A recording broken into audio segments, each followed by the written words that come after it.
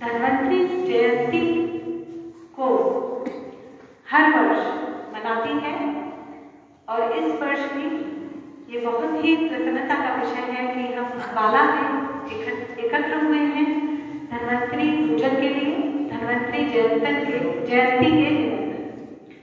मैं हूँ आरोग्य भारती हरियाणा की महिला प्रमुख निधि कंसल और आप सबका सबसे पहले मैं हाथ जोड़कर अभिनंदन करती हूँ, स्वागत करती हूँ कि आप सब यहाँ पर धन्वंतरि जयंती के उपलक्ष्य में पधारे हैं। आज सबसे पहले मैं आग्रह करना चाहती हूँ श्री पवन गुप्ता जी का, जो कि वे मंच पर आसीन हों। साथ ही professor Ashwini ji Agarwal, professor MP Gupta ji और श्रीमान सुभाष सिंह जी को मैं निवेदन करती हूँ कि वे मंच पर आसीन हों, अपना स्थान ग्रहण करें।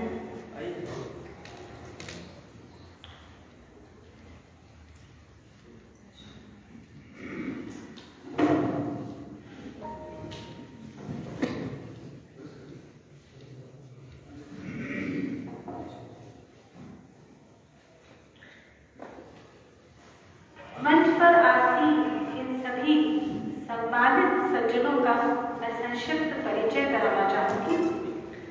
हमारे आज के मुख्य वक्ता हैं प्रोफेसर अश्विनी जी अग्रवाल, जो कि इलेक्ट्रॉनिक्स से इंजीनियरिंग में ग्रेजुएट हैं, IISc बेंगलोर से। एम्बेडेड टेक्नोलॉजी के क्षेत्र में इन्होंने विशेष कार्य किया है और पिछले 3 दशकों से लगातार समाज से हर प्रकार की बीमारी, रिजेक्शन को हटाने के सफलतापूर्वक कार्य कर रहे हैं। प्रोफेसर अश्विनी जी अग्रवाल को टेक्नोलॉजी किंग के नाम से जाना जाता है और इन्हें कृष्णेंद्र की उपाधि प्राप्त है।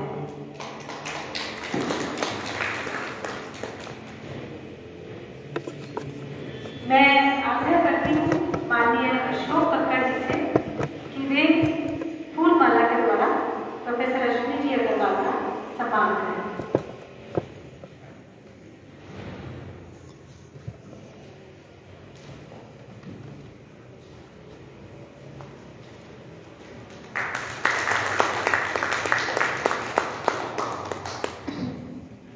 आज के हमारे मुख्य अतिथि हैं डॉक्टर पवन गुप्ता जी।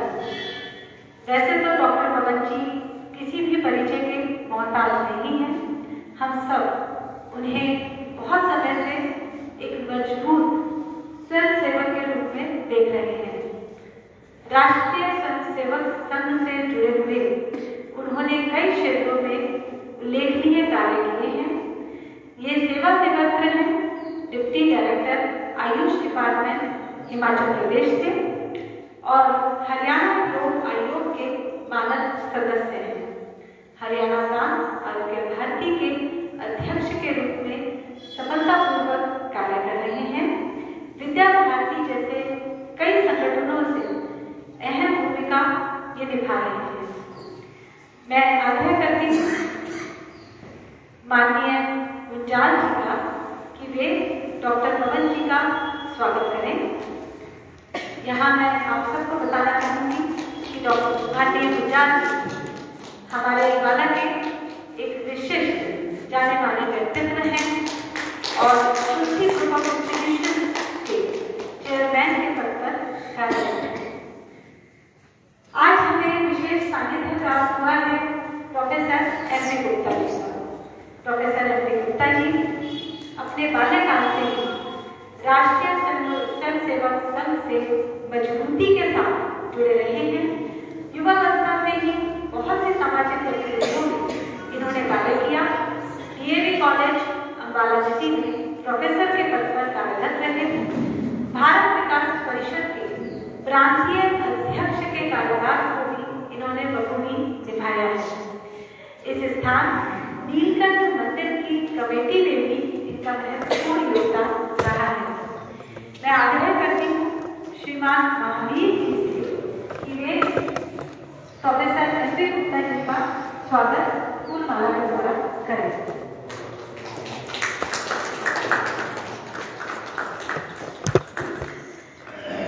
हमारे साथ हमारे वरिष्ठ सदस्य प्रोफेसर श्री सुभाष सिंघल जी मंच पर विराजमान हैं। ये बीई सिविल इंजीनियरिंग में किया है इन्होंने। इनका केंद्र पंचकुला है और ये उपाध्यक्ष हैं आरोग्य भारती हरियाणा के। इनकी योगदान का मैं कुछ ही पंक्तियों में नहीं व्याख्यान कर सकती। एक बड़े बुजुर्ग की भांति इनकी ब्लेसिंग्स आरोग्य भारती के साथ हमेशा से रही हैं। मैं आग्रह करती हूँ डॉक्टर यूडी शर्मा जी का कि वे श्री सुभाष सिंघल जी का स्वागत फूलमाला के द्वारा करें।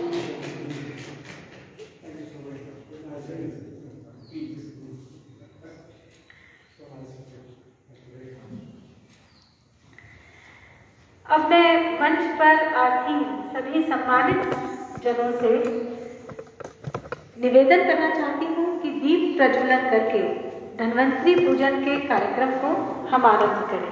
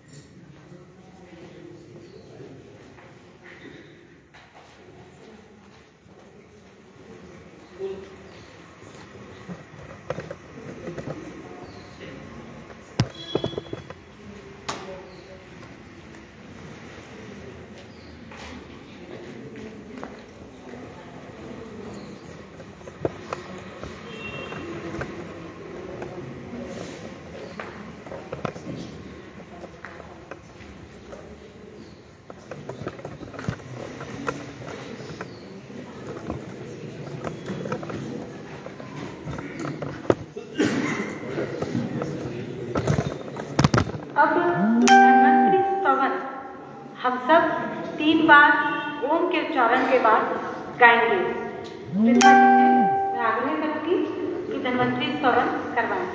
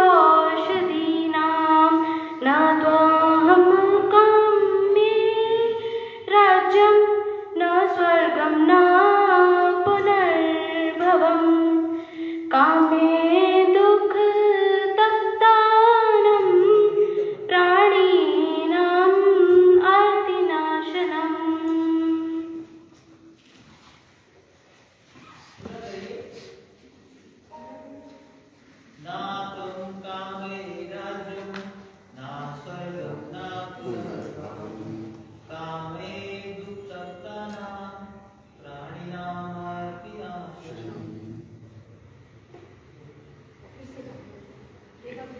नहीं जी बस ठीक है। हो गया?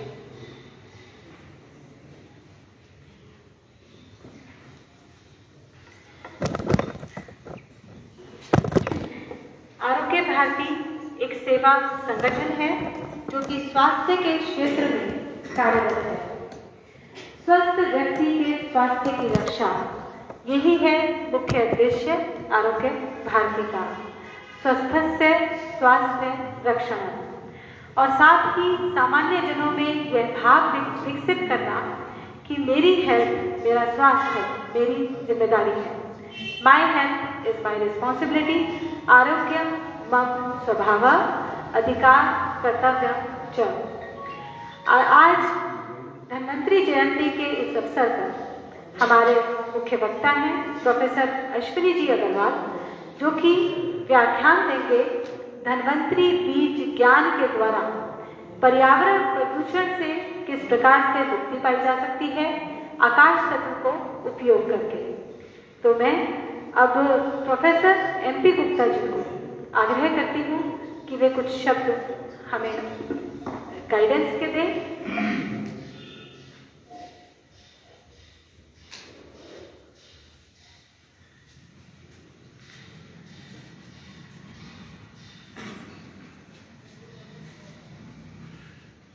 धन्यवाद दीदी जी। मंच पर विराजमान हमारे आज के कार्यक्रम के मुख्य अतिथि डॉक्टर पवन गुप्ता जी, मुख्य वक्ता के रूप में प्रोफेसर अश्विनी अग्रवाल जी, हमारे वरिष्ठ सदस्य श्री सुभाष सिंघल जी, आरोग्य के काम में लगे हुए हमारे साथीगण, आए हुए मेहमान वृंद एवं हमारी मातृशक्ति। आज के कार्यक्रम के बारे में जब मुझे बताया गया, मुझे लगा कि वाकई मेरे लिए ये बहुत ही सौभाग्य की बात होगी कि मैं इस कार्यक्रम में और विशेष तौर पर जब धन्वंतरि जयंती है उस कार्यक्रम में मैं शामिल हो सकूं। आरोग्य भारती का नाम तो बहुत सुना, परंतु पहला मौका था इस कार्यक्रम में आने के लिए, तो मुझे थोड़ा सा ये भी था, क्योंकि ये एक संघ का एक प्रकल्प है, तो इस प्रकल्प में वास्तव में आज जरूरत जो है इसके लिए बहुत जिम्मेदारी है हमारे इस प्रकल्प को, इनके काम करने वाले के लिए, इनके जो कार्यकर्ता हैं, जो आरोग्य भारती के सदस्य हैं, उनके लिए बहुत बड़ा काम था। परंतु जब मुझे धन्वंतरि जयंती के बारे में पता लगा, मैंने थोड़ा सा इसके बारे में पढ़ा, बहुत दुख हुआ ये देखकर। कुछ लोगों से बात की कि क्या धन्वंतरि जी के बारे में जानते हैं, मुझे कोई ऐसा उत्तर नहीं मिला जो मुझे किसी तरह से सेटिस्फाई कर पाता। मैंने नेट से थोड़ा देखा और मुझे बड़ी हैरानी हुई कि आयुर्वेद कहाँ से शुरू हुआ, कैसे आया, किस तरीके से हमारी चिकित्सा पद्धति थी, उस सब के बारे में हमारे लोगों को, हमारे ही अपने लोगों को जानकारी नहीं। और धन्वंतरि, जिनको हम भगवान का स्वरूप मानते हैं और वास्तव में विष्णु जी के स्वरूप रहे हैं। विष्णु जी ने जब समुद्र मंथन हुआ, समुद्र मंथन में जब विष निकला, महालक्ष्मी निकली, तो उस समय भगवान विष्णु ने धन्वंतरि का रूप लेकर वो प्रकट हुए और उनके हाथ में आयुर्वेद की पुस्तक, और उसके बाद हमारी जितनी चिकित्सा पद्धति रही।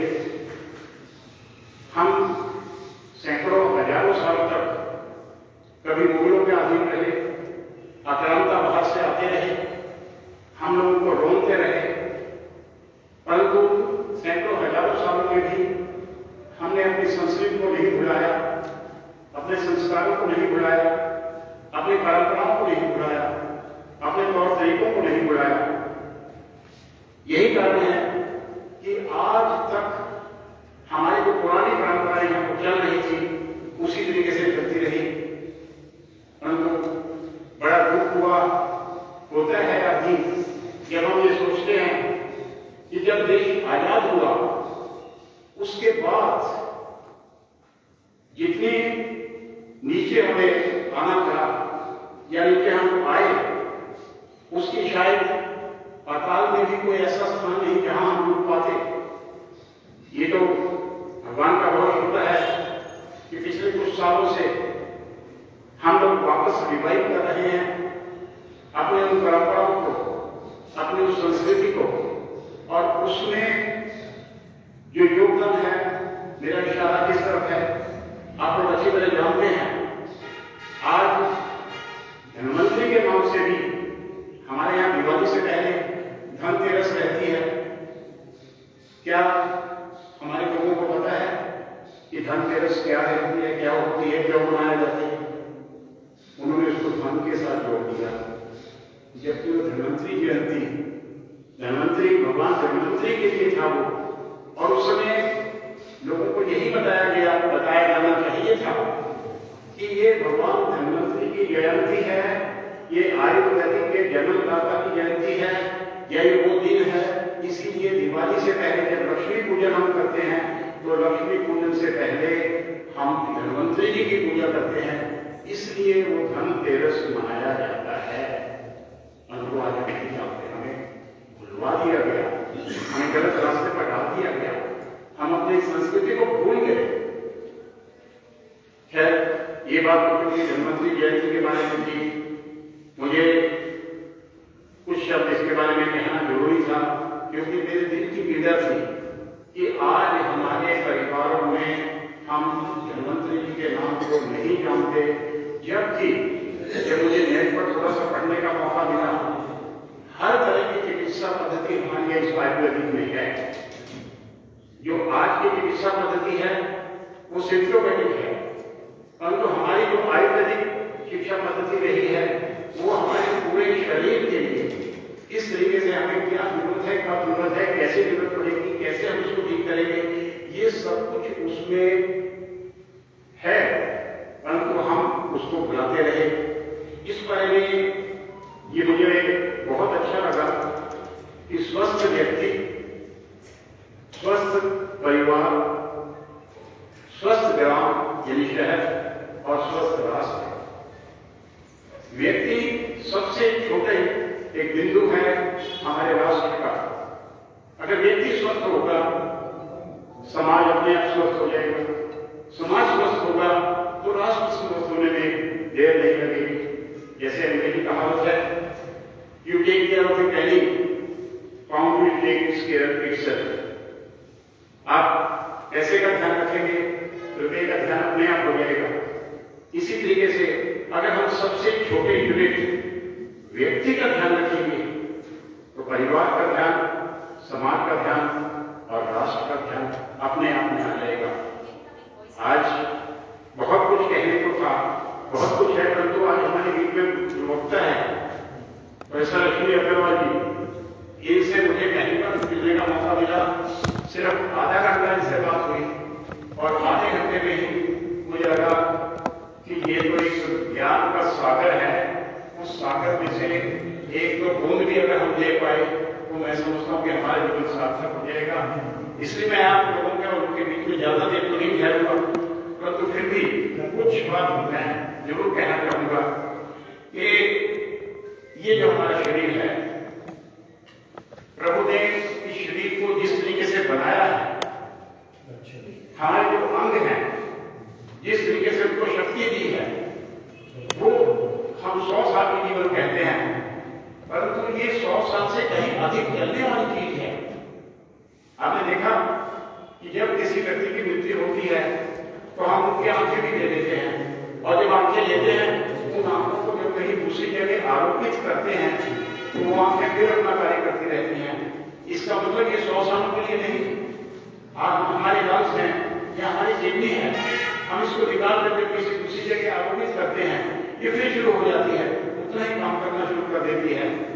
हमारे ऋषि मुनि सैकड़ों हजारों साल की बात करते थे, और वास्तव में आयुर्वेद ने इस चीज को प्रूव किया है कि ये जो हमारे अंग उन्होंने बनाए हैं, ये अंग कोई 50 साल, 60 साल, 80 साल या 100 साल के लिए नहीं है, परंतु हमें इसका ध्यान रखने वाली बात है। अगर हम मस्तिष्क से लेकर नीचे पांव तक अलग अलग जो हमारे यूनिट्स हैं, इन यूनिट्स का अगर हम अपना ध्यान रखेंगे तो हमें कहीं पर भी किसी भी समय चिकित्सा की कहीं जरूरत नहीं रहेगी, ऐसा हम विचार करके चलेंगे। तो इसके बारे में एक उदाहरण मैं आपको देना चाहूंगा। एक चीज है बायोब्लॉक, आपने शायद नाम सुना होगा। बायोब्लॉक मीन्स एक ऐसी घड़ी जो प्रभु ने हमारे शरीर के अंगों के साथ दी है। इसके लिए उदाहरण, आप अलार्म लगाते हैं सुबह 6 बजे का, 5 बजे का, पहले तो आप अलार्म से उठते हैं, परंतु उसके बाद आपको लगता होगा कि अलार्म से पहले ही आंख खुल गई। जो आंख खुलती है वो क्या है? वो हमारे मस्तिष्क में बायो ब्लॉक काम कर रही है, और वो जो ब्लॉक है वो उस चीज को एडॉप्ट कर लेती है। इसीलिए हम लोगों को कहा जाता है कि आप हमेशा पॉजिटिव सोचिए। जब आप पॉजिटिव सोचते हैं उसका मतलब यह है कि जो आपके अंग हैं आपके क्लॉक की तरह वो काम करते हैं। वो बायो क्लॉक हमारे जो अंदर हमारे हर अंग के साथ है। अगर आज हमारा दिल धड़क रहा है और हम ये कहते हैं ठीक है, ये बिल्कुल ठीक चल रहा है, हमारी किडनी बिल्कुल ठीक है, हम इसको पॉजिटिव वे में सोच कर चलते हैं, उसमें कभी खराबी नहीं आएगी। परंतु उसके साथ हमें एक रिशर्त भी है, एक शर्त भी है कि क्या हम उनका पूरा ध्यान रखते हैं। क्या खान पान के लिए, रहन सहन के लिए, अपने रोज के जीवन में क्या हम उन चीजों को अपनाते हैं जिन चीजों के लिए बनाया गया है। आप ये देखिए, प्रकृति है, पर्यावरण के लिए हम लोग बड़ा कोशिश करते हैं, परंतु जो प्रकृति है, प्रकृति हमें सब कुछ सिखाती है, परंतु हम क्या करते हैं, हम हमेशा प्रकृति के उल्ट चलने की कोशिश करते हैं। जो समय सोने का है उस समय नहीं सोएंगे, परंतु जो समय सुबह सैर करने का है उस समय नींद बड़ी प्यारी आती है, उसमें कोई दिल नहीं करता, और हमारा मन जो है उसको पकड़ के सुला देता है कि तुम्हारे दूर सो जाओ। खाने पीने का भी यही है। जिस समय सीजन होता है, जो मौसम होता है चीजों के लिए, उस समय तो हम नहीं खाएंगे, परंतु बाद में हम ये कहेंगे आम का सीजन आता है, तरबूज गर्मी में आएगा, नहीं खाएंगे, परंतु जब ऑफ सीजन में सर्दी में तरबूज आएगा तो हम कहेंगे हाँ ये इम्पोर्टेड तरबूज है, इसको तो ले आओ, बहुत अच्छा है। आम जब बहुत आयत में होगा नहीं खाएंगे, परंतु बाद में हम आम चाहे 400 रुपए के लिए हो, शादियों में, पार्टियों में उसी आम को रखेंगे और सबसे पहले उसी चीज को खाते हैं। ये जो प्रकृति ने हमें दिया है, आप जरा बाहर नेचर की तरफ देखिए, बीज कितनी भी देर जमीन में पड़ा रहे, परंतु जब उसका सीजन आता है तब उसमें कोपले निकलती हैं, तब उसमें पौधा बनता है, तब उसमें फूल बनता है, तब उसमें फल बनता है। समय आने पर होता है। नेचर में, प्रकृति ने जो कुछ हमें दिया है उसके मुताबिक जब हम काम करते हैं उसी समय वो आएगा। वहां से अगर हम शिक्षा लें कि जिन चीजों को हमारे लिए बनाया गया है, हमें वही चीजें अगर एडॉप्ट करेंगे, वही चीजें हम लेंगे, तो शायद ये जो हमारा शरीर है, जिस नीति के लिए बनाया गया, जिस ढंग के लिए बनाया गया, जिस काम के लिए बनाया गया और जितनी देर के लिए बनाया गया, उतनी देर वो कार्य करेगा। तो मैं तो आप लोगों से सिर्फ एक निवेदन करना चाहूंगा, आरोग्य भारती आज सबसे अधिक जरूरत है हमारे देश को, क्योंकि एक स्वस्थ शरीर जब होगा तभी हम स्वस्थ सोचेंगे, तभी हम स्वस्थ कार्य करेंगे, तभी हम स्वस्थ ढंग से अपने आप को आरोपित कर पाएंगे इस समाज में। समाज को हमारी जो देन है वो तभी हम समाज को दे पाएंगे जब हमें ये प्रभु की जो देन हमें मिली हुई है, प्रभु की जो विरासत है हमारे पास, प्रभु का जो हमारे पास दी हुई ऐसी चीज है जिसको हमें प्रभु को वापस करना है, परंतु उसको किस ढंग से हम समाज में काम कर पा रहे हैं, किस ढंग से हम समाज में इसको इस्तेमाल कर रहे हैं, ये हमारी जिम्मेवारी है। तो इसलिए आरोग्य भारती की बहुत बड़ी जिम्मेवारी बन जाती है कि समाज में उस चीज को जो कुछ हमें समाज ने दिया है हम समाज को पेश कर पाए, उसके लिए जो प्रभु की भी हमारे पास एक विरासत है, उस विरासत को हम किस ढंग से इस्तेमाल करते हैं, इसमें आज के कार्यक्रम में अपेक्षित संख्या हमारी बहुत कम है, परंतु आरोग्य भारती की जिम्मेवारी रहेगी कि हम देश में जिस ढंग से हमारा काम चल रहा है, अगर उसमें अपना योगदान हम कर पाए तो शायद समाज की ये बहुत बड़ी सेवा होगी। और इसमें एक उदाहरण मैं देना चाहूंगा, कोई पॉलिटिक्स की बात नहीं, राजनीति की बात नहीं। हमारे बहुत मनीषी हो चुके हैं जिनके बारे में हम सुनते रहे हैं, परंतु आज एक मनीषी हमारे देश में है। पिछले 8 सालों में हमें हैरानी होती है, क्या कभी आपने उस व्यक्ति को, मैं नाम ये नहीं कहूंगा, मोदी जी, उनको कभी आपने आराम करते हुए देखा? 18 घंटे दिन में काम करने के बाद भी, सब जगह मीटिंग्स अटेंड करने के बाद भी उनके चेहरे पर, जब भी कभी हम उनको सुनते हैं, उनके चेहरे पर हमें कहीं पर कुछ बदल नजर नहीं आता, कोई थकावट नजर नहीं आती, और कार्य पद्धति उसी तरीके से अपने आप को ढाल लेते हैं उसमें। तो मैं समझता हूं कि हमारे देश को एक बहुत बड़ी देन है कि आज जो काम पिछले 70 सालों में होने चाहिए थे वो नहीं हो पाए, परंतु आज हमारा सौभाग्य है कि वो सब कुछ हो रहा है। हमारे लिए आज जैसे बहुत मॉडल हैं, उनकी तरफ देखकर हमें ऊर्जा मिलती है, उनकी बातें सुनकर हमें लगता है कि हाँ हम भी कर सकते हैं। अगर वो इस उम्र में नवरात्रों में व्रत रखते हैं, सिर्फ पानी पीकर या नींबू पानी पीकर वो काम चला रहे हैं, अपने सारा काम करते जा रहे हैं, इनको अपना रोल मॉडल अगर हम बनाकर चल सकते हैं तो ये जो प्रभु की देन हमें है, और ये जो हम आरोग्य भारती का काम है, और ये जो हम स्वस्थ समाज की बात करते हैं, ये जो हम स्वस्थ राष्ट्र की बात करते हैं, इन सब का काम अपने आप हो जाएगा अगर आप उस रोल मॉडल को फॉलो करें बिना किसी राजनीति की। यहाँ राजनीति की बात नहीं है, यहाँ उस व्यक्ति की बात है जिस व्यक्ति ने हमारे सामने एक आदर्श रखा हुआ है कि आप अगर इस तरीके से जीवन व्यतीत करेंगे तो आप कुछ भी कर सकते हैं, कुछ भी कार्य मुश्किल नहीं है। आपने मुझे समय दिया, बहुत बहुत धन्यवाद। मैं आयोजकों का खासतौर पर धन्यवाद करना चाहूँगा।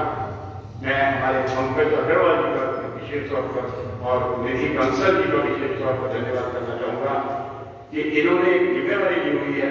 इस परिवार के बारे में जब मुझे पता लगा, दोनों जॉब कर सकते हैं, दोनों को बहुत अच्छा काम मिल सकता है, परंतु उन्होंने कहा नहीं, एक व्यक्ति पैसा कमाएगा तो दूसरा व्यक्ति समाज की सेवा करेगा, और अपने आप को इस ढंग से उन्होंने समाज में प्रस्तुत किया हुआ है। मैं इनको हृदय से साधुवाद देता हूँ। वास्तव में ऐसे व्यक्तियों की, ऐसे परिवारों की हमारे देश को जरूरत है, हमारे समाज को जरूरत है। हमारा समाज कभी आगे निकल पाएगा। बहुत बहुत धन्यवाद।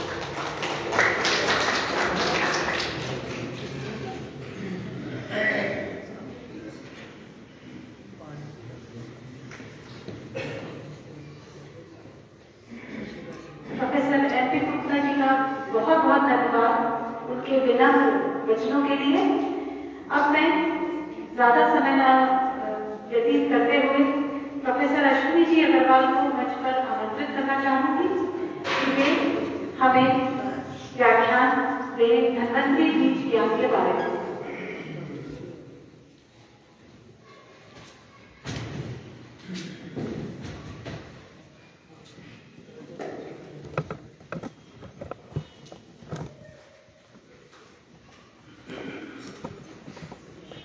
सभी को बहुत बहुत प्रणाम। मैं प्रोफेसर अग्रवाल थोड़ा सा एक कॉन्ट्रैक्ट किया मैंने। हम नेशनल मंदिर में बैठे हैं तो उन्हीं से मैंने कॉन्ट्रैक्ट कर दिया पर जितने भी मनुष्य हैं, मानव हैं, उन सबको ठीक करके जाऊंगा, नहीं तो मैं जाने वाला नहीं। अब ठेका तो ले लिया मैंने, और वो किसी ने पूछा नहीं।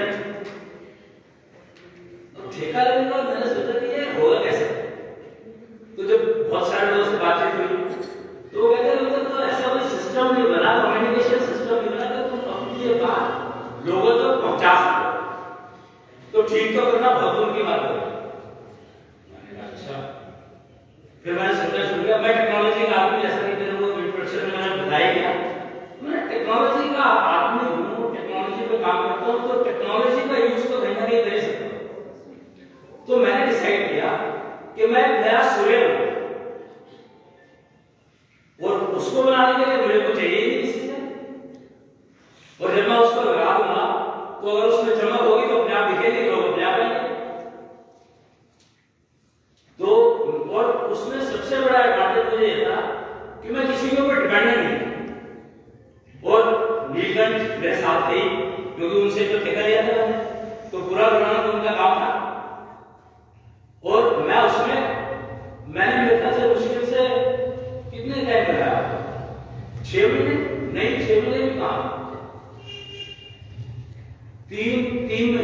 मेरा जलंधर में लेक्चर था, 5000 इंजीनियरिंग स्टूडेंट्स बैठे थे मेरे सामने, और मैं उनको बता रहा था कि रिजेक्शन को कैसे कम करते हैं इंडस्ट्री में, इंजीनियर्स के सारे, तो उनको सिखा रहा था कि जो तुम पढ़ रहे हो उसका बेस्ट यूज क्या है। तो इंजीनियरिंग का बेस्ट यूज है कि जो इंडस्ट्री में रिजेक्शन होती है उसको कम करो, क्योंकि रिजेक्शन होने के बहुत सारे आयाम हैं, और एक सॉल्यूशन बना करके वो सारे आयाम टेक केयर करने हैं उस मशीन को कि वो रिजेक्शन है। तो लेक्चर के बाद थोड़ा सा लंबा टाइम ले लिया उन्होंने, मतलब मुझे आधा घंटा दिया गया था और 2 घंटे तक कोई उठने को तैयार नहीं था। कहते हैं ये बात तो सही है, पर ये बताओ कि इंडस्ट्री की रिएक्शन तो चलो कम कर लेंगे हम, पर जिंदगी की रिएक्शन को कम करने के लिए क्या करें। तब तक मुझे ये नहीं पता था कि जिंदगी में भी कोई रिजेक्शन होती है, तब तक नहीं पता था।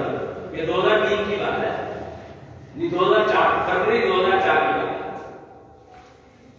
तो जब मैं वापस दिल्ली आया, रात को ट्रेन थी, सुबह दिल्ली पहुंचा घर पे, और जब मैं सुबह उठा तो पिताजी टेबल पे बैठे थे, नाश्ता लगने वाला था, और उससे पहले वो 2 गोली खाई।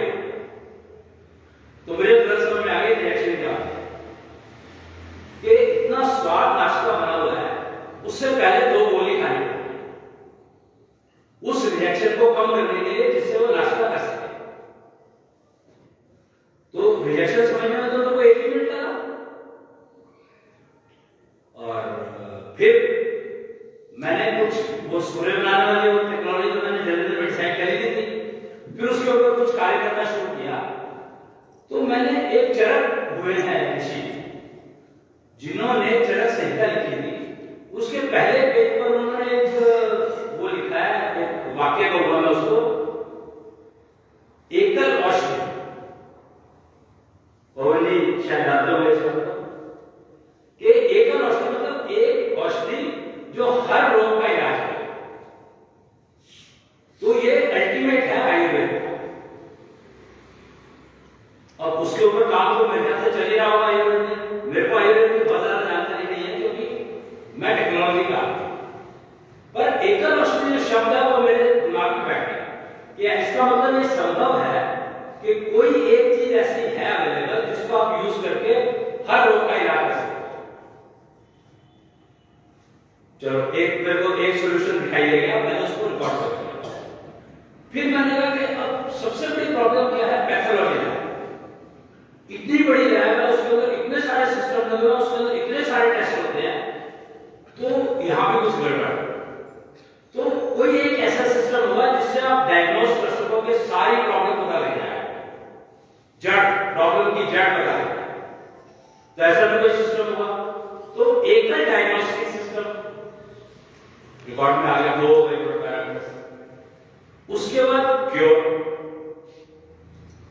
के सिस्टम, मतलब एक ऐसा सिस्टम जो एकल औषधि को कस्टमाइज किया जा सके बीमारी के लिए।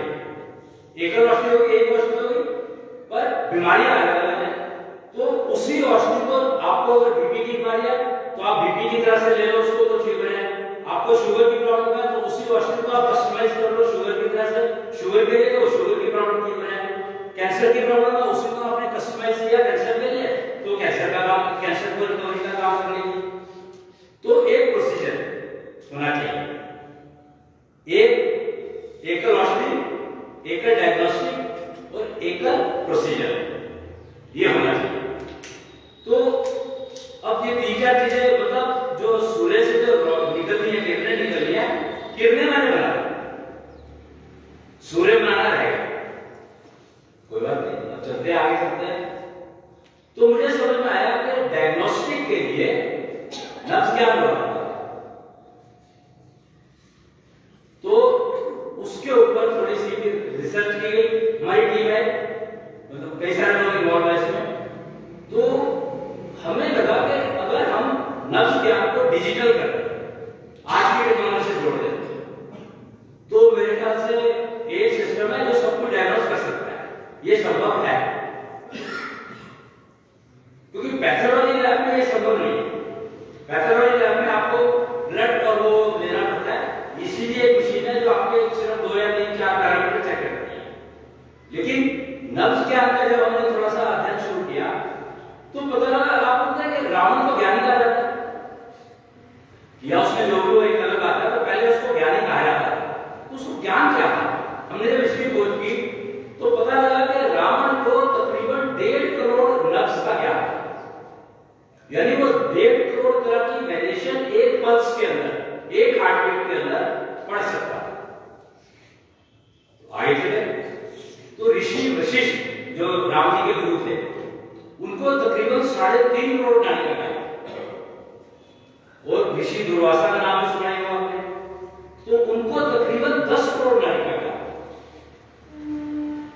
तो जब यहां तक पहुंच गए तो अभी लगा तो अभी भी अधूरा था, क्योंकि दुर्वासा ऋषि को करोड़ बोलता था, तो यानी अभी कुछ और रह गया। तो फाइनली हम लोग नंदी शिव तक पहुंचे और उन्होंने नाड़ी ज्ञान दिया था जो कि 72 करोड़ नब्ज का ज्ञान है टोटल, यानी एक नब्ज से 72 करोड़ तरह की प्रॉब्लम्स को समझ सकते हैं। तो उसमें से एक पैरामीटर हमने पैरामीटर पकड़ा इम्यूनिटी।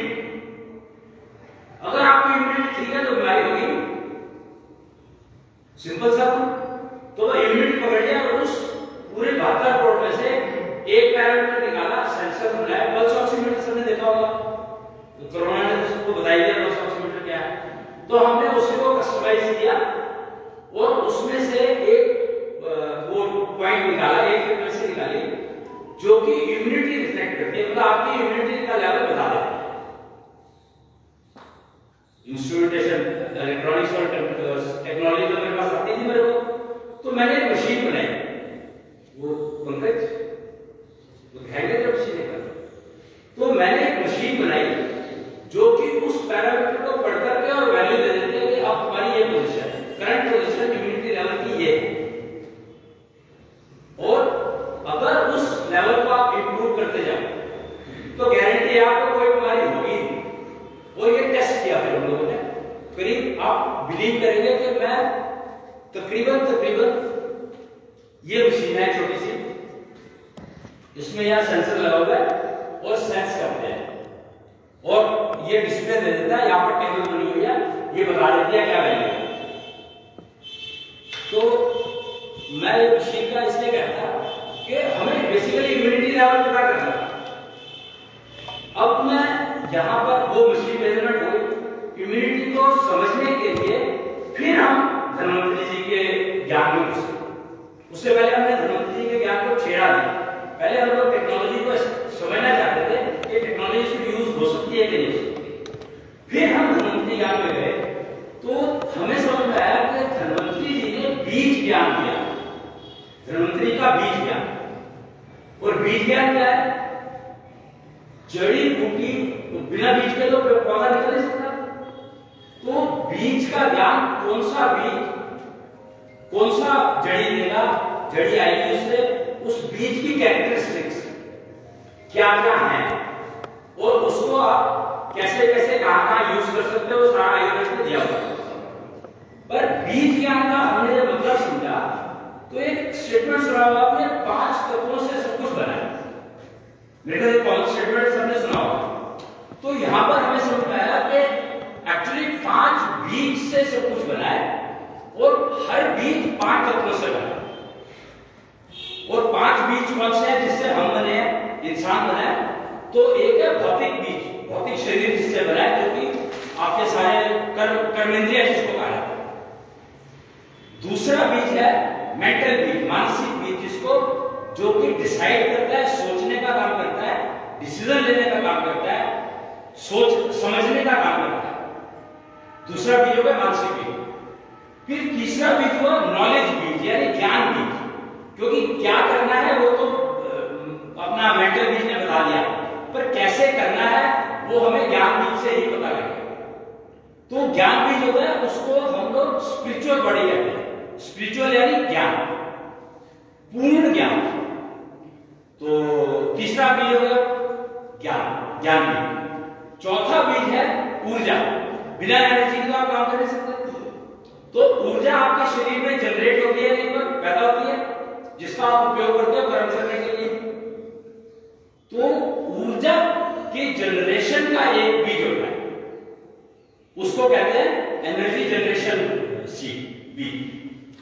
और पांचवा बीज जो है, जो सबसे इंपॉर्टेंट है, वो है उस जनरेट हुई ऊर्जा से ऊर्जा को काम करने वाले अंग तक पहुंचाना, यानी नेटवर्क, जो कि नेटवर्क ऑफ टनल्स, हम लोग उसको नेटवर्क ऑफ एशो टनल्स कहते हैं। टनल्स मींस जिससे आपके ब्लड फ्लो करता है, जिससे नर्वस सिस्टम सारा का सारा उसी के ऊपर डिपेंडेंट है, आपका ब्लड फ्लो सिस्टम सारा उसके ऊपर डिपेंडेंट है, आपका जो वेस्ट मैनेजमेंट है सारा उसी के ऊपर डिपेंडेंट है। तो बहुत इंपॉर्टेंट है। आपके सारी problems actually 99% of the problems जो आती है आपके इस नेटवर्क में आती है, ब्लॉकेजेस, किसी भी तरह के ब्लॉकेजेस। तो नेटवर्क इश्यू है। बाकी सारे बॉडी पार्ट्स बढ़िया काम करते हैं, लेकिन नेटवर्क में जब प्रॉब्लम आ जाती है तो वो सारी बॉडी को डिस्टर्ब करती है। तो हम तो बहुत एक ही पॉइंट पर पहुंच गए कि एक ही पॉइंट है जिसको हमें ध्यान रखना है कि अगर हम नेटवर्क का ध्यान रख लेते हैं तो बाकी किसी भी बॉडी पार्ट में प्रॉब्लम आएगी नहीं। और जैसा भी ऊपर बता रहे थे कि ये जो अंग है ना, इनकी उम्र बहुत ज्यादा है, मतलब अनलिमिटेड है मैं कहूंगा इसकी उम्र। पर क्योंकि हमारा जो ट्रांसफर, जो एनर्जी ट्रांसफर की जो बॉडी है वो डिस्टर्ब हो जाती है, तो उसका प्रेशर जो है वो बॉडी पार्ट्स पर पड़ने लगता है और वो डिटीरियरेट होने लगता है। तो नेटवर्क को मॉनिटर मैनेज करने के लिए, ठीक रखने के लिए एक प्रक्रिया दी गई है, वो है श्वास प्रक्रिया। सांस आप लेते हैं, तो क्यों ना इस सांस को हम लोग दवाई बनाएं। तो एक टेक्नोलॉजी डेवलप की गई, CBM कहते हैं उसको, convert your breath into medicine. और एक और टेक्नोलॉजी डेवलप की गई, आपकी हार्ट बीट। आपकी हार्ट बीट और आपकी जो ब्रीदिंग है, सांस है, वो आपकी अपनी है, पर्सनल है, किसी चीज के ऊपर डिपेंडेंट नहीं है। तो एक और टेक्नोलॉजी बनाई गई, HBM टेक्नोलॉजी कहते हैं उसको, तो हार्ट बीट मॉड्यूलेशन टेक्नोलॉजी। और हमारे ऋषि मुनि इन दोनों टेक्नोलॉजीज का पूरा उपयोग करते हैं। वो लोग, वो ऋषि मुनि ही थे सारे के सारे, तो इन्हीं दो टेक्नोलॉजीज पर काम करते थे। तो वो दोनों टेक्नोलॉजी हम लोगों ने, हमें समझ में आ गया, तुक्का लग गया या हम कैसे पहुंच गए वहां पे, ये हमें नहीं पता। हम तो मानते हैं कि नीलकंठ ले गए हमें वहां पर हमें समझ में आ गया कि ये दो टेक्नोलॉजी अगर आप यूज करना शुरू करें अपने जीवन में, तो आपके जीवन में गारंटी कोई समस्या आ नहीं सकती, पक्की बात। अब इसमें हार्ट बीट मॉड्यूलेशन क्या है, पहले मैं इस टेक्नोलॉजी की बात करूंगा। हार्ट बीट मॉड्यूलेशन के, तो आप ओम बोलते हैं, ओम का उच्चारण करते हैं, तो ओम का उच्चारण का मतलब क्या है कि वो आपके हार्ट बीट को मॉड्यूलेट कर रहा है। लेकिन क्या आप ओम के उच्चारण को उपयोग कर पा रहे हैं? समस्या यहां पर है कि हम लोग कर तो रहे हैं, पर उसका उपयोग हो रहा है कि नहीं हमारी बॉडी के लिए, ये नहीं पता। तो एक तो उसके लिए सबसे बड़ा ये है कि आप अगर मेजरमेंट करें तो उससे पता लग उच्चारण से इम्यूनिटी लेवल बढ़ता है, पक्की बात है, ये हमने टेस्ट किया, क्योंकि टेस्टिंग मशीन है हमारे पास, तो हमें टेस्ट करने में देरी लगती, पर उसका उपयोग करने का तरीका है, प्रोसीजर, अगर आप वो प्रोसीजर फॉलो करेंगे तो आपको ओम के उच्चारण से डेफिनेटली आपकी इम्यूनिटी इंप्रूव होगी ही होगी, रोक नहीं सकता कोई उसको। करना क्या है उसमें मैं आपको एक साथ के साथ बताता रह जाता हूं सोल्यूशन भी, कि जब आप ओम का उच्चारण करते हैं तो आपको सांस मुंह से लेनी है, नाक से नहीं। इनहेल नाक मुंह से करना है, नाक से नहीं करना है, क्योंकि बोलते आप मुंह से, उच्चारण मुंह से करोगे। अगर इतना सा ध्यान में रखोगे तो आपकी इम्यूनिटी लेवल डेफिनेटली इंप्रूव होनी शुरू हो जाएगी। बाई चांस अगर आपको ध्यान नहीं रहता, आप नाक से कर रहे हैं, नाक से सांस लिया आपने, मुंह से उच्चारण कर दिया, 4 बार किया, 5 बार किया, 10 बार किया, वो आपके ऊपर है, जितनी बार करोगे उतनी बार फायदा होगा, ये तो आपको आपके लिए है ही है। तो जब भी आप ओम के उच्चारण का काम पूरा कर रहे हैं तो उसके बाद मिनिमम 10 और मैक्सिमम 20 स्ट्रोक कपालभाति के करने हैं। अगर आप ये जोड़ लेते हो तो आपको ओम का उच्चारण डेफिनेटली फायदा देगा, गारंटीड फायदा देगा। अब क्यों? इसका जो रीजन है वो ये है कि जब आप नाक से सांस लेते हैं तो जो पोल्यूशन है, हमारा आज का टॉपिक जो पोल्यूशन के ऊपर रिलेटेड है, तो जब नाक से सांस लिया आपने, पोल्यूशन तो अंदर गया, और जब मुंह से बोल दिया तो वो पोल्यूशन कहां गया? वो तो नाक में रह गया। नेक्स्ट सांस आपने लिया तो पोल्यूशन और अंदर चला गया, और मुंह से आपने निकाल दिया, तो उस पोल्यूशन को बाहर फेंकना बहुत जरूरी है। अगर आप मुंह से सांस ले रहे हो, मुंह से छोड़ रहे हो, तो फिर तो कोई प्रॉब्लम है ही नहीं, पर अगर नाक से सांस लेकर के मुंह से छोड़ रहे हो तो आपको हर हाल में कपालभाति करके जो पोल्यूशन रह गया है आपके अंदर, उसको बाहर फेंकना है। कपालभाति का बेसिक पर्पस ये है कि जो पोल्यूशन गलती से आपके नाक में चला गया उसको आप बाहर निकालेंगे, बहुत फायदा रहेगा, मतलब पक्की बात है, बहुत फायदा है।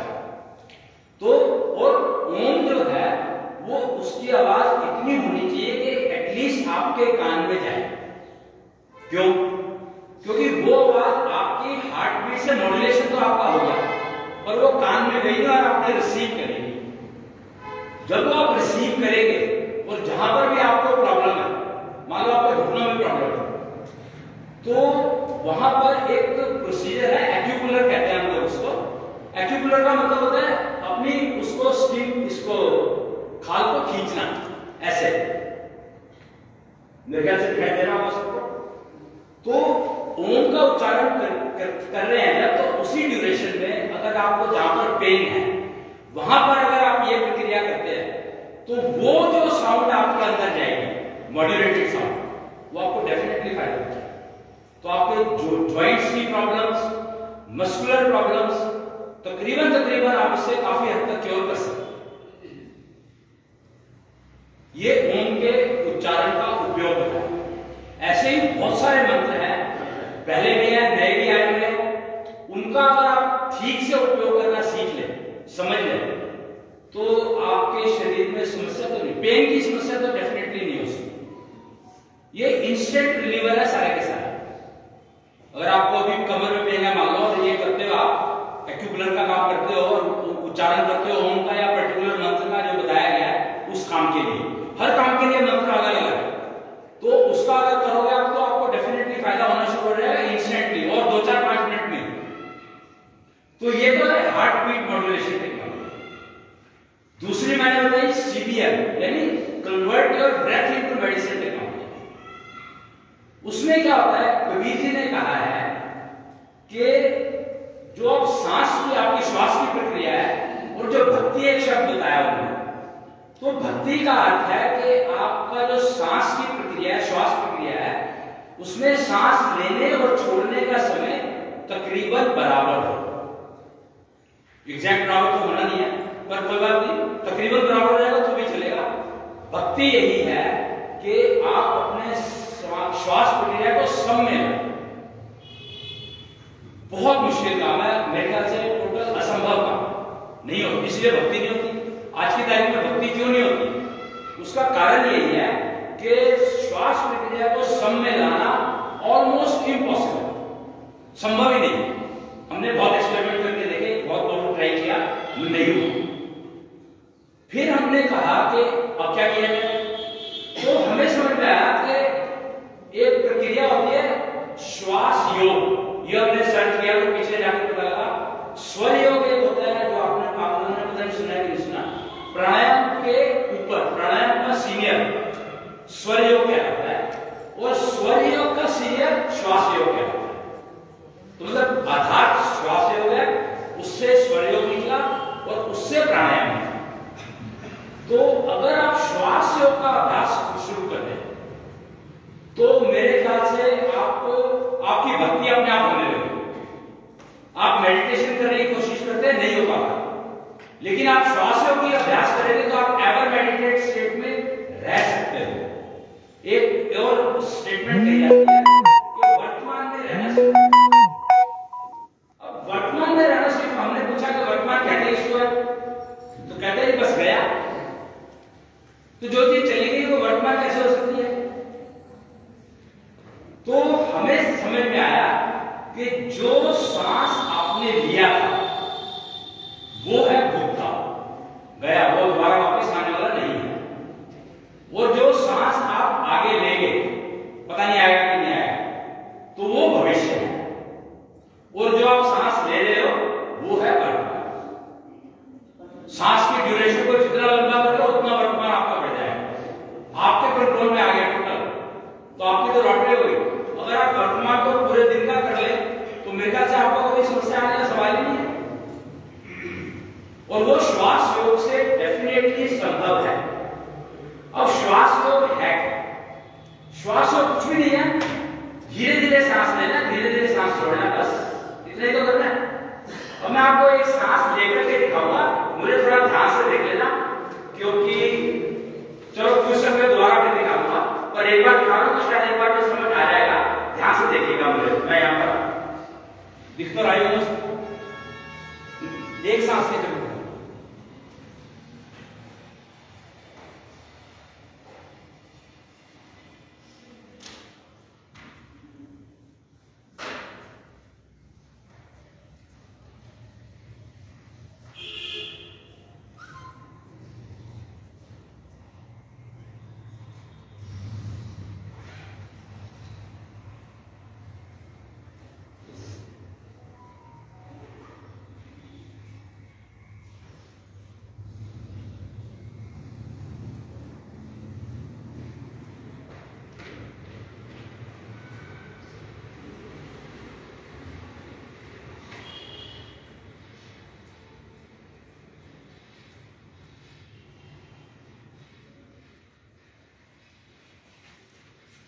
ये मैंने एक सांस इनहेल और एक्सहेल, कहीं पर रोका नहीं, कहीं पर रुका नहीं, कहीं पर कुछ नहीं, हाथ इसलिए उठाया था नहीं तो आप लोगों को पता ही लगता मैंने क्या किया।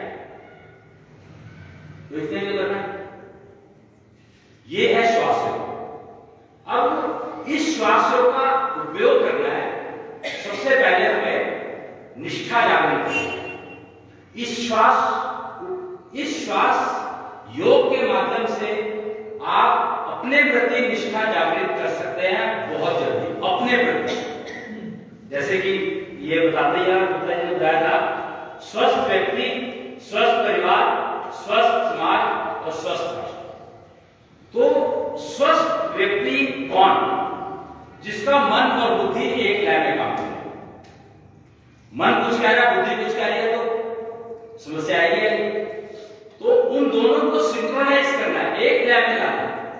तो श्वास योग एकमात्र प्रक्रिया है, और जैसे ही आप इसका अभ्यास शुरू करेंगे तो आपका मन और बुद्धि एक ही बात कहेंगे, दो बात कह ही नहीं सकते, गारंटी, पक्की बात है, इसमें कोई शक ही नहीं।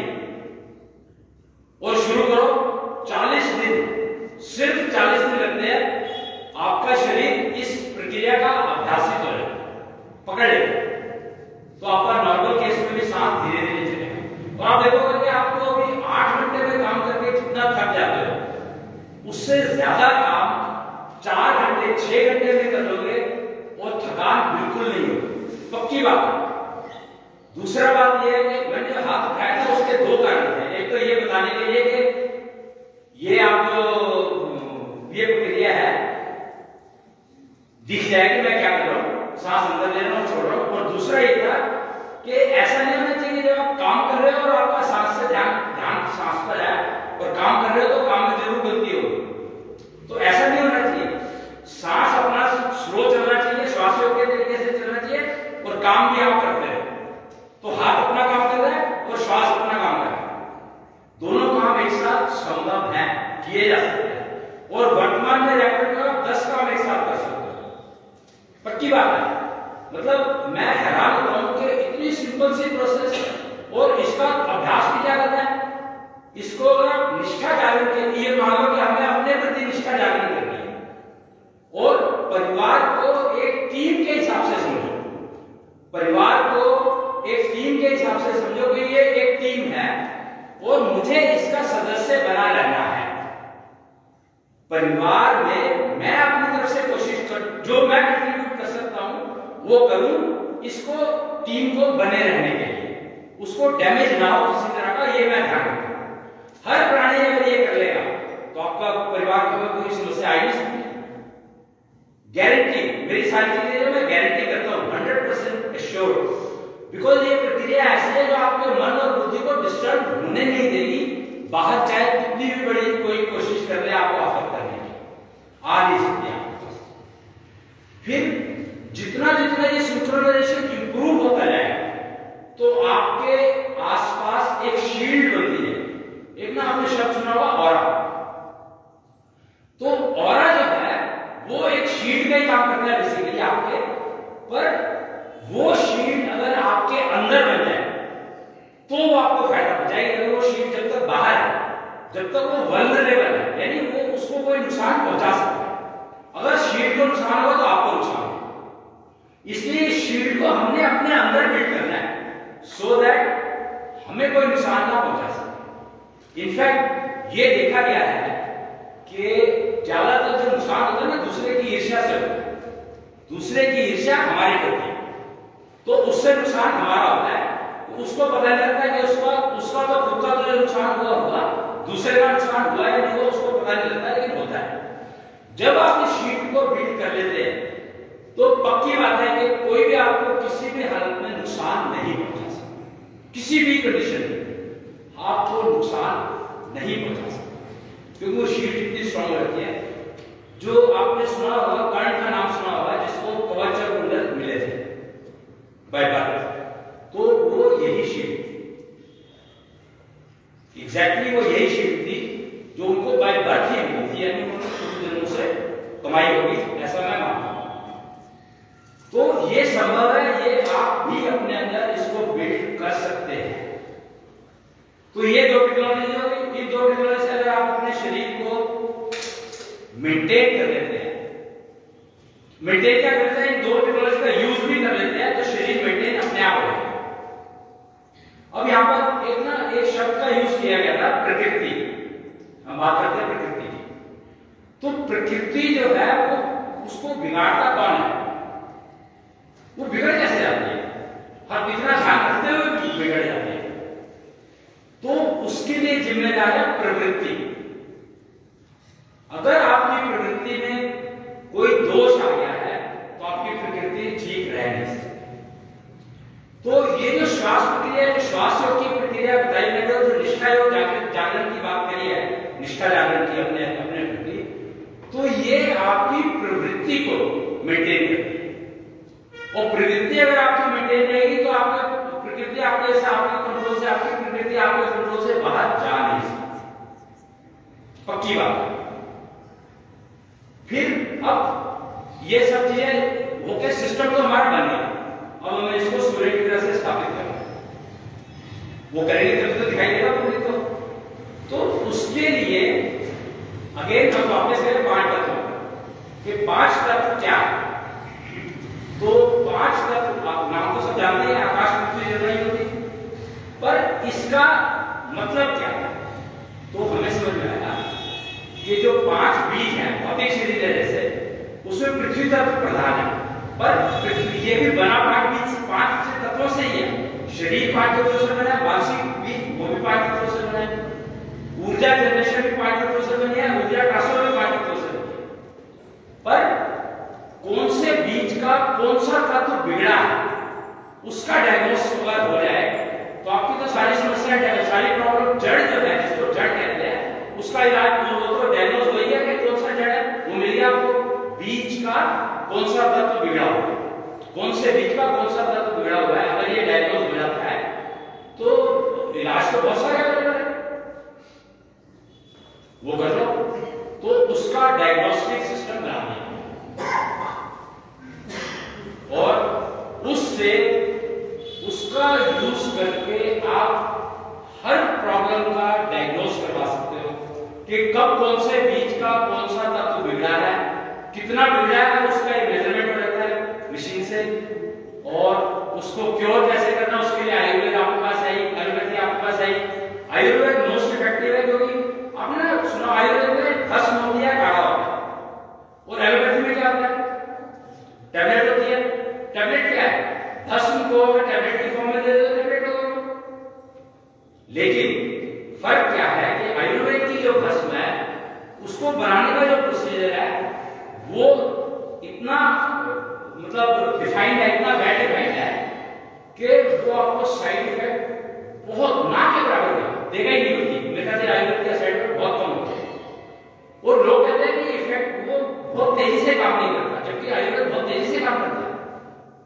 पर हमारी बॉडी जो है उतना मटेरियल, उतना कंटेंट उसमें से निकाल नहीं पाती, इसलिए हमें लगता है कि वो स्लो काम करता है।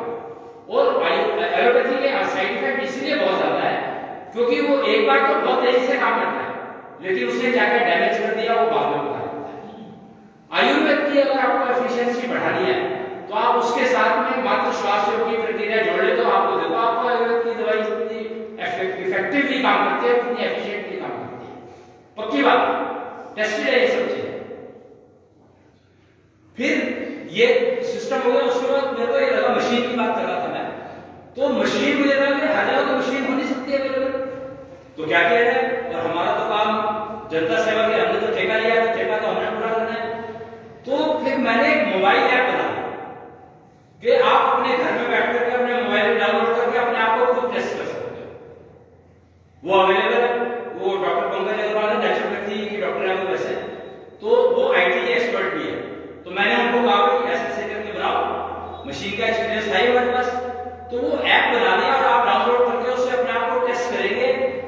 40 दिन अगर आप उससे अपने आप को पहले हफ्ते में रोज, दूसरे हफ्ते में वीक में 2 बार और तीसरे में वीकली, और फिर आप उसको वीकली टेस्ट करते रहो एक बार, तो आपको अपनी करंट पोजीशन इम्यूनिटी लेवल की पता लगती है।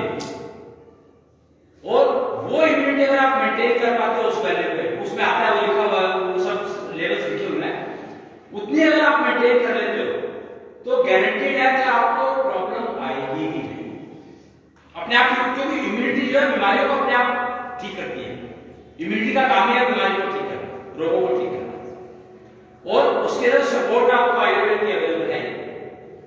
तो दोनों का यूज करते हो तो आपकी तकरीबन तो बीमारियों से तो आप आराम से बच सकते हो। और जो निष्ठा योग की मैंने निष्ठा जागरण की बात की थी, तो उसका उपयोग करके आप अपनी मेंटल मानसिक प्रॉब्लम से बच सकते हो, बचा सकते हो अपने आप को, गारंटीड काम करेगा कि आपको मानसिक समस्याएं आएंगी नहीं। स्ट्रेस ना कीजिए, आप कितनी भी जॉब करो, कैसी भी स्ट्रेसफुल जॉब हो, आपको स्ट्रेस हो नहीं सकती।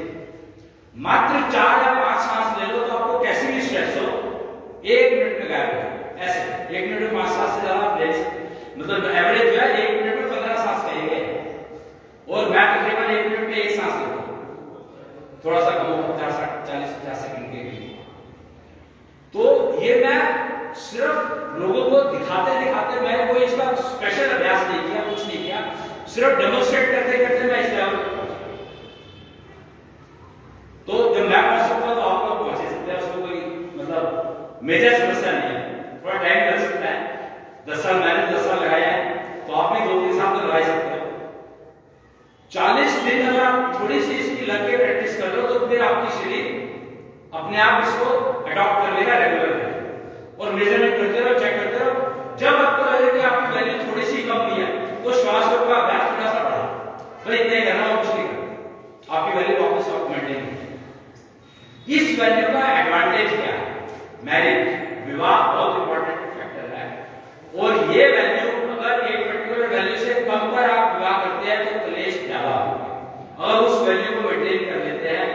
तो आप अपने परिवार का टीम बहुत बढ़िया चला सकते हैं, बहुत ही बढ़िया चला सकते हैं, कोई समस्या नहीं है, पक्की बात है।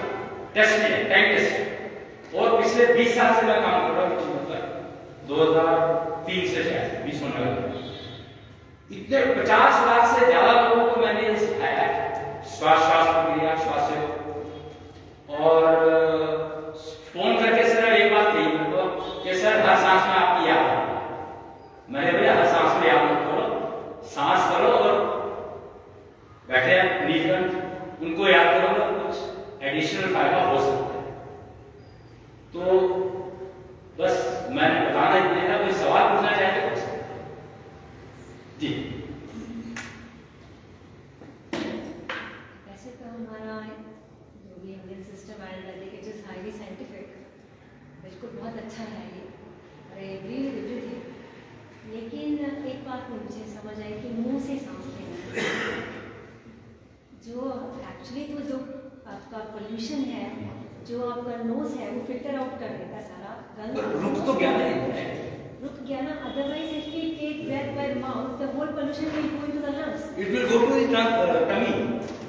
मुंह से सांस ले तो मुंह से जो भी जाएगा वो आपके पेट में जाएगा और वो खाने का काम करेगा। आप मतलब इमेजिन करो कि मैं क्या कह रहा हूं कि पहले ना बिना भोजन के रह लेते थे लोग। नहीं, बट अब जब भी आप मुंह से सांस लेंगे, आपका part of the air will go to the stomach and part of it will go to the lungs. तो जो पोल्यूशन हैवी होता है, देखो पोल्यूशन हैवी होता है, पोल्यूशन इज वेरी हैवी, तो सांस जब सांस को ऊपर चढ़े नहीं, पर it is a part of cleaning the air. भगवान ने हमें नाक, मैं सिर्फ ओम बोलने के टाइम पे कहा है फिम्ब्रिया ग्रीन है नाक में, जो उसको फिल्टर आउट कर देते हैं पोल्यूशन को, और जो भी एंटीजन्स हैं सारी नाक में रह जाती हैं। तो बाहर भी तो निकाल लिया ना, अंदर रख के क्या मिलेगा? तो we have to clean nose, आप नोज क्लीन करेंगे, बट तो पोल्यूशन और एंटीजन्स आपकी बॉडी में तो नहीं जाएंगे ना, but by taking breath by mouth directly it will go to the system. मैंने हर बात के लिए ना सिर्फ ओम का जब उच्चारण कर रहे हो तब की बात कर रहे हो। नहीं, ओम का उच्चारण में भी अगर आपको, तो फिर आप अपने अगर किसी क्लीन एनवायरनमेंट में बैठे इट्स ओके। नहीं कहीं पे ओम का उच्चारण तो आप कहीं भी करते हो ना, ये सिर्फ स्पेसिफिक टाइम के लिए है, हर समय के लिए नहीं है। हाँ, मैंने ये सिर्फ जब आप ओम का उच्चारण, इसलिए ओम का एग्जाम्पल दिया मैंने। अच्छा एक बात और यहाँ पर मैं बताना चाहूंगा। अच्छा आप पहले पूछना फिर बताऊंगा। और सिर्फ एक यही बात थी कि हमें भगवान ने हमें नोज दिया to filter out the pollution. Nose सांस लेने के लिए, फिल्टर आउट करने के लिए दिया है। सारा पोल्यूशन हमारे अंदर जाएगा। And by taking deep breath, जब हम लंबा सांस लेते हैं तो वो पता ही हमें वागस नर्व जो है वो स्टिमुलेट होती है, दैट इज पैरासिम्पैथेटिक सिस्टम, और जो वहाँ से फिर वो जब वो स्टिमुलेट होती है वागस नर्व, तो it brings down the heart rate को कम ले आती है। जितनी देर आप लंबा सांस लेंगे, जितनी देर आप रोकेंगे, उतनी देर आपका हार्ट रेट डाउन जाता है। So that controls the heart. But उसकी जरूरत ही नहीं पड़ती ना, वो सब चीजें आपको जरूरत ही नहीं पड़ेगी, आप स्लो ब्रीदिंग करना शुरू कर देंगे। हाँ, दिस इज व्हाट हैपेंस ना, वो तो आपको नहीं करना, वो तो कर रहा है सिस्टम अपने आप कर। क्या चीज? आपने सांस लिया, स्लो लिया, रोका है, रोका नहीं, सांस लिया बट स्लोली छोड़ा। So the vagus nerve is now stimulated and वो हार्ट रेट को कम कर देगा। वो तो it is all scientific, agreed is scientific and it stimulates the immunity as well, that is fine. सिर्फ एक क्वेश्चन था कि नाक से वो सिर्फ ओम बोल, मैंने इसलिए स्पेसिफिकली कहा कि जब उच्चारण कर रहे हो ओम का उच्चारण कर रहे हो तब उसी तरह। अच्छा एक और बात बहुत इंपॉर्टेंट जो मैं आपको बताना चाहूंगा, क्योंकि इन्होंने अब छेड़ा है टॉपिक। तो आप जब भोजन करते हैं, भोजन के बाद आप करीब 2-3 मिनट या 5 मिनट मुंह से सांस लें और मुंह से सांस छोड़ें, ऐसे ही स्लो, तो आपकी डाइजेशन प्रॉब्लम सारी खत्म हो जाएगी, गारंटी। क्योंकि डाइजेशन के लिए आपको नाइट्रोजन चाहिए,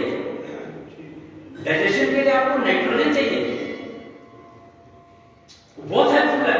मतलब जो एसिडिटी और जो कॉन्स्टिपेशन एक्सेट्रा की प्रॉब्लम है वो अपने आप ठीक कर देती है। अगर आप हर भोजन के बाद तो 3 से 5 मिनट मुंह से सांस ले, मुंह से सांस छोड़े, नाक का उपयोग बिल्कुल नहीं करना, लेना भी मुंह से, छोड़ना भी मुंह से, और सिर्फ 3 से 5 मिनट, इससे ज्यादा की जरूरत नहीं पड़ेगी। तो आप 15 दिन में देखोगे आपको पता, आपको पेट अपने आप बता देगा कि भैया क्या करना है। इतना बढ़िया डाइजेशन हो जाता है कि मतलब लगता ही नहीं कि कोई प्रॉब्लम थी कोई। तो ये डाइजेशन में बहुत हेल्पफुल है, बिकॉज डाइजेशन के लिए नाइट्रोजन चाहिए। खाद में सब नाइट्रोजन डालते हैं, जो एग्रीकल्चर नाइट्रोजन के बिना तो चल नहीं सकती। तो इसीलिए क्योंकि पेट जो बीज से जो पौधा निकला है उसकी ग्रोथ के लिए वो नाइट्रोजन बहुत जरूरी है। ऐसे ही डाइजेशन के लिए हमें नाइट्रोजन का उपयोग करना है मुंह से सांस लेकर के और भोजन के बाद। और भोजन से पहले अगर आप 11 सांस ये वाले ले लें नाक से, मुंह से नहीं, भोजन करने से पहले, तो गारंटीड है कि आपकी जो मेटाबॉलिक सिस्टम है वो इतना बढ़िया काम करेगा कि आप मतलब बस मैं बता सकता हूं, ये एक्सपीरियंस आप ही लोग बता सकते हो। आपके बीपी की वो जो शुगर की जो समस्या है वो धीरे धीरे अपने आप कम होनी शुरू हो जाएगी। जी और कोई सवाल? हम क्वेश्चन आंसर सेशन बाद में कर सकते हैं। क्वेश्चन आंसर सेशन हम बाद में। ठीक है।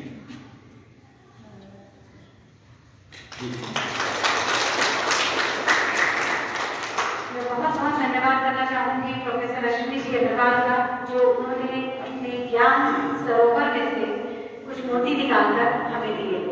मैं जानती हूँ कि आप सबके बहुत से प्रश्न उनकी विधान या उसकी टेक्नोलॉजी से रिलेटेड होंगे और आप उनसे अवश्य चर्चा कर सकते हैं इस सत्र के बाद, क्योंकि अब समय है मुख्य अतिथि के श्री मुख से कुछ वचन सुनने का। और मैं डॉक्टर पवन गुप्ता जी को आमंत्रित करना चाहूंगी मंच पर कि वे हमें अपना आशीष प्रदान करें।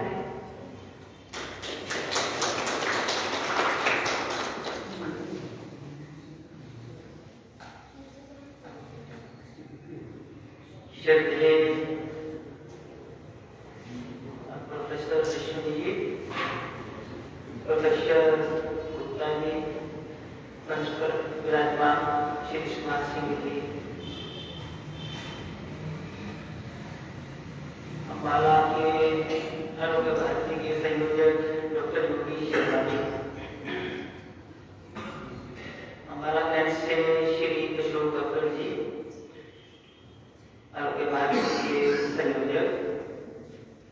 हमारे बीच में एक वरिष्ठ व्यक्ति डॉक्टर हैं डॉक्टर जयप्रकाश गुप्ता जी, हमारा कैंट से आए हैं और इस सभागार के अंदर उपस्थित बंधु भगिनी,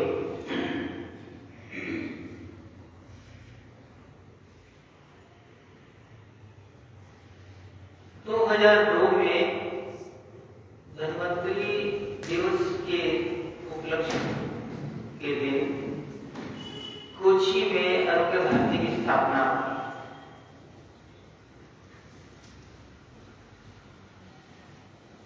उद्देश्य था देश के अंदर प्रचलित शिक्षा चिकित्सा पद्धतियां सभी समाज के वर्गों के लिए, विशेष रूप से ग्रामीण क्षेत्र के लिए जहां चिकित्सा का बहुत ज्यादा अभाव है, उसको भरा जा सके और समाज के प्रत्येक व्यक्ति तक स्वास्थ्य जागरण किया जा सके। जैसे विधि जी ने बोला, स्वस्थ से स्वास्थ्य रक्षण, ये कोई बीमार लोगों के लिए कोई हॉस्पिटल खोलना, क्लिनिक खोलना, कोई और इस तरह की कोई भी दवाई से रिलेटेड कोई भी बातचीत उसमें नहीं थी।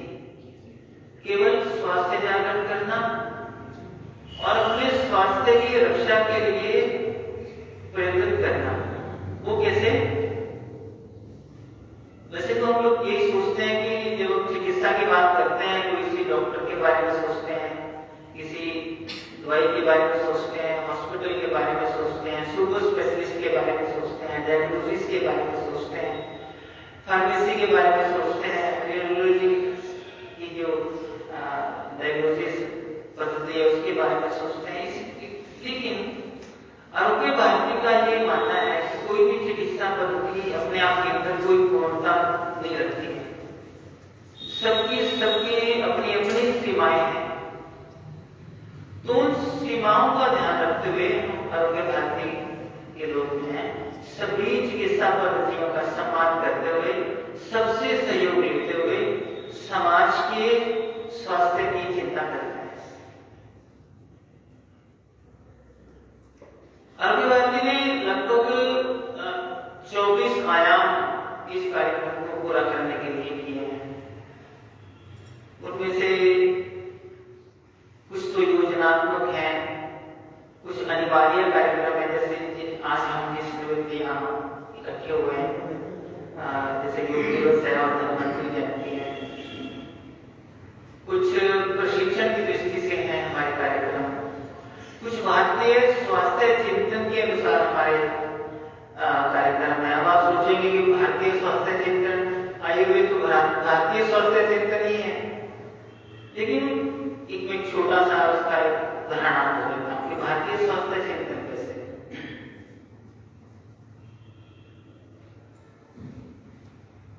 हम कुंडली मिलाप करते हैं शादियों में,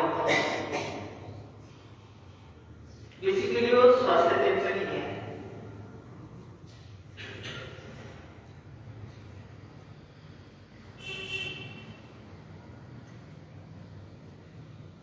गर्भ से पहले, कंसीव करने से पहले पति पत्नी के अंदर कौन कौन से चेंजेस आ सकते हैं, कौन कौन से परिवर्तन आ सकते हैं जिससे कि सुसंतान की उत्पत्ति हो, ये भारतीय स्वास्थ्य चिंतन है। वो जो संतान उत्पन्न होगी वो निरोगी रहेगी। जैसे प्रोफेसर साहब इम्यूनिटी की बात कर रहे थे, तो इम्यूनिटी में इनबिल्ट हो जाएगी, कोई भी बीमारी से लड़ने की ताकत उसमें आएगी। जैसे उसका एक और उदाहरण है बीच में गर्भ संस्कार के निमित्त आता है हमारा ये कार्यक्रम। दूसरा स्वर्ण प्राशन, आपने बहुत सारे लोग हैं, आप लोगों ने स्वर्ण प्राशन के बारे में सुना होगा। आज की तारीख में भी ये किसी न किसी रूप के अंदर हमारे परिवार में चला हुआ है। वो कैसे चला हुआ है? जब कोई बालक जन्म लेता है तो गुड़की देते हैं उसको, क्यों? जैसे कुछ अलग तो नहीं है, लेकिन हमारी जो प्राचीन जो पद्धति है हमारी गुड़की देने वाली, वो स्वर्ण प्राशन है। अब जब स्वर्ण प्राशन का मैं स्वर्ण का नाम आ रहा तो डेफिनेटली उसके अंदर स्वर्ण है। उसके साथ साथ कुछ और आयुर्वेदिक मेडिसिन हैं वो भी उसके अंदर मिलाई जाती हैं, और उसको एक ज्योतिष के अनुसार एक नक्षत्र होता है, उसके अंदर ही उसको बच्चे को दिया जाता है। तो ये भी एक स्वास्थ्य की प्लानिंग है, ये भारतीय स्वास्थ्य चिकित्सा का एक हिस्सा है कि बच्चे को पहले नंबर पे तो बीमारी ना होना दीजिए, माता के गर्भ के अंदर ही उसको वो सारे संस्कार दे दिए जाते हैं। माँ के गर्भ से पहले ही बच्चे कंसीव होने से पहले ही पति पत्नी को पहले 6 महीने के लिए विशेष रूप से संस्कारित किया जाता है, पंचकर्म क्रिया से और उसके रहन सहन से, उसके खान पान से। ऐसा माना जाता है कि उससे प्राणायाम से, योग से, कि योग और प्राणायाम और ये जो खान पान है हमारा, इन सब चीजों से जो जेनेटिक प्रॉब्लम्स हैं, जो हमारे माता पिता से जो प्रॉब्लम्स आई हैं हमारे जीन्स के अंदर, वो भी रिवर्स हो जाती है। तो इसलिए उनको गर्भधारण से पहले ही 6 महीने तक जो है विशेष क्रिया से गुजारा जाता है ताकि उत्तम संतान की प्राप्ति हो। इस तरीके से आरोग्य भारती लगभग देश के अंदर 700 जिलों में अपना काम किए हुए हैं। आज अपने देश के अंदर जो भी स्वास्थ्य के क्षेत्र के अंदर परिवर्तन आ रहा है विशेष रूप से, उसमें आरोग्य भारती का बहुत बड़ा हाथ है। चाहे आयुर्वेद के डॉक्टर्स को ऑपरेशन करने की बात आई, चाहे आयुर्वेद के डॉक्टर्स को टेक्नोलॉजी उपयोग करने की बात आई। टेक्नोलॉजी कैसे कि रेडियो डायग्नोसिस के लिए अवेलेबल होंगे कि भाई वो एमडी कर सकते हैं, उसके बाद अपना रेडियो डायग्नोसिस के लिए वो अपना सेंटर खोल सकते हैं। आयुर्वेद वाले भी कर सकते हैं। ये एक बहुत बड़ा परिवर्तन आ रहा है देश के अंदर। अभी पिछले दिनों अपने देश के राष्ट्रपति अरुण भारती के केंद्रीय कार्यालय भोपाल में भोपाल के अंदर रहे, 2-3 दिन का कार्यक्रम था। ये मुर्मू जी से पहले एक राष्ट्र एक चिकित्सा पद्धति। अब आप देखिए कि कितनी बड़ी सोच है, इंटीग्रेशन ऑफ डिफरेंट पैथीज। जितने भी हमारे देश के अंदर चिकित्सा की विधाएं हैं, उन सबको एक छत के नीचे प्रैक्टिस नहीं किया जाएगा, पढ़ाया जाएगा, और वो भी एक ही स्टूडेंट को।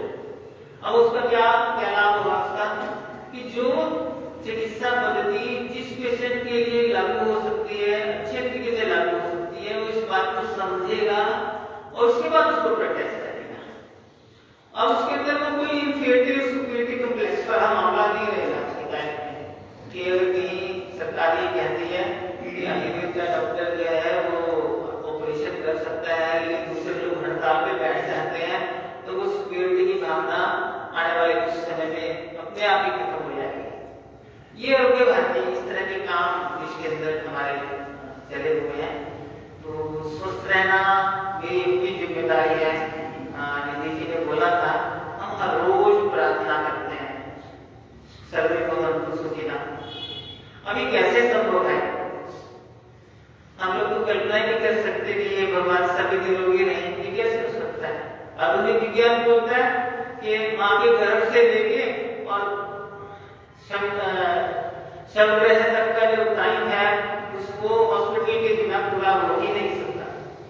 यानी ऐसे है ना, फ्रॉम मोम टू टॉम, माँ के गर्भ से लेके और समाधि तक, उसमें आधुनिक जो मेडिकल साइंस है, मेडिकल टेक्नोलॉजी है, उसके उपयोग के बिना कोई रह ही नहीं सकता। लेकिन हम लोग मानते हैं कि उसके बिना भी हम अपने आप को स्वस्थ रख के इस सारे टारगेट को अचीव कर सकते हैं, बशर्ते कि हम हमारा जीवन शैली वो ठीक हो। जीवन शैली का हमने एक उदाहरण लिया पिछले 2 साल कोरोना काल में। हमारे जेब में पैसे हैं, हम बाजार नहीं जा सकते।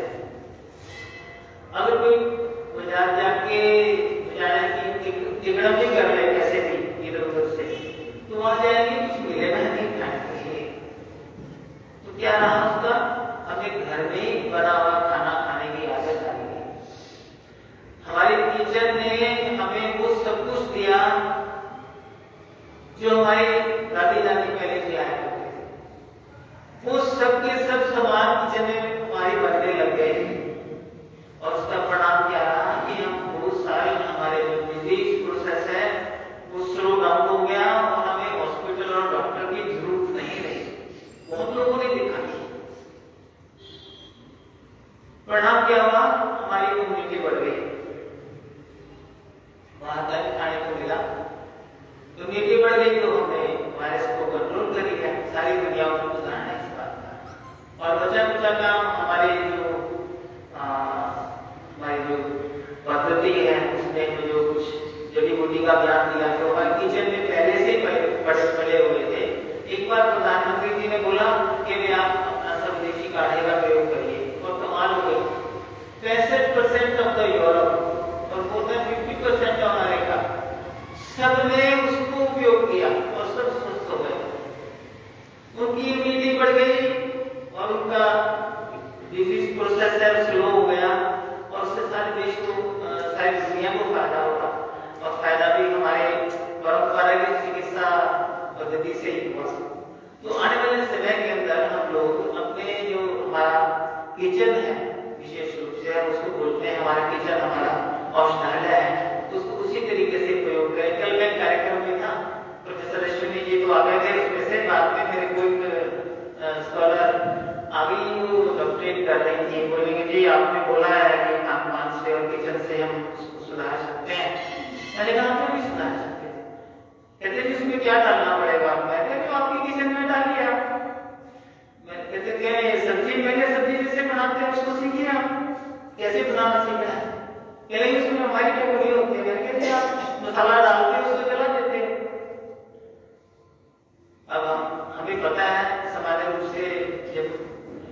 बात करते हैं कि जीरा अगर आपने डाल दिया तो भूनने तक और फूटने तक ही उसका करना है। अगर आपने उससे ज्यादा कर दिया तो जल जाएगा, उसकी नेचर बदल जाएगी, वो एसिडिक नेचर का हो जाएगा। उससे पहले वो एल्कलाइन नेचर का है। एल्कलाइन फूड सारा का सारा हमारे शरीर है, हमारे शरीर के लिए। तो जितना हम भोजन एल्कलाइन करेंगे उतना हम लोग स्वस्थ रहेंगे। और एसिडिक नेचर का जो फूड है सारा का सारा हमें बीमार करेगा। ये तो बहुत सारी रिसर्च हो गई है इस पे। तो भोजन बनाना खाना एक बहुत बड़ी कला है। हमने सब्जी काट ली, आप हो गए आरोग्य भारती कहाँ है इसमें बताता हूँ आपको। सब्जी काट ली आपने और उसके बाद उसको पानी में धो लिया। मैडम बताइए क्या वो सब्जी खाने लायक है? आपसे पूछा। हाँ देखिए, जब आप काटते हैं, हाँ जब आपने सब्जी बनाई है ना तो उससे पहले धोइए उसको। आपने काटने के बाद जब पानी में डाल दिया उसको, तब तो सारा उसमें पानी में चला जाएगा। तो उसके बाद जो आपने कुछ बनाया, जितना भी आपको मिलना चाहिए उसमें से वो नहीं मिलेगा। 3 साल पहले मैं 4 साल हो गए हैं फरीदाबाद में ना गुड़गांव में एक स्पिरिचुअल सर्विस मेला लगा था। तो हमारा